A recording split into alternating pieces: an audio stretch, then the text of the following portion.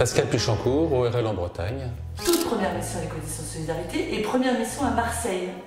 Est-ce que tu peux raconter un petit peu ce que tu as vécu sur ces 2 jours? Quelque chose à laquelle je ne m'attendais pas. Arriver à faire en une journée le tour du problème de gens qui ont réellement besoin qu'on s'occupe de leur audition et que, en principe, les gens, à la fin de la journée, puissent partir avec une solution. Le plus souvent prothétique et avec le sourire. Est-ce que tu avais déjà rencontré cette solution sur ton parcours ORL?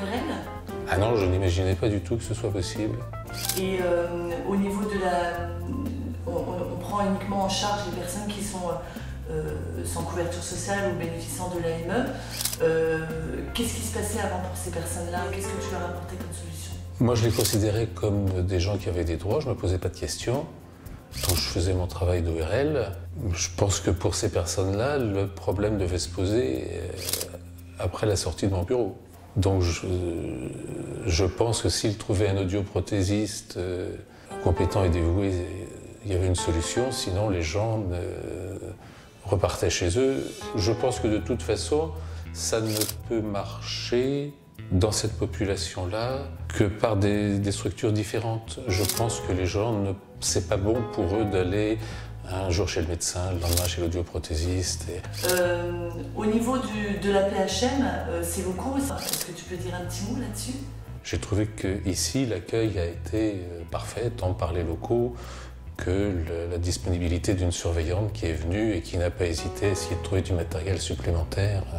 Je pense qu'on peut leur dire merci. Ce qui m'a impressionné, c'est la qualité d'organisation de l'association. Et c'est sûrement le plus dur. On ne s'en rend pas compte.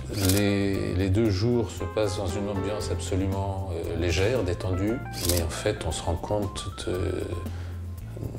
du caractère rigoureux de ce qui est fait en amont, et en particulier d'aller chercher les endroits où on peut avoir des patients qui vont venir. Un moment fort sur ces 2 jours? Plein de moments. La satisfaction de voir une énergie, une générosité et une qualité de travail professionnel par des jeunes professionnels audioprothésistes qui étaient là.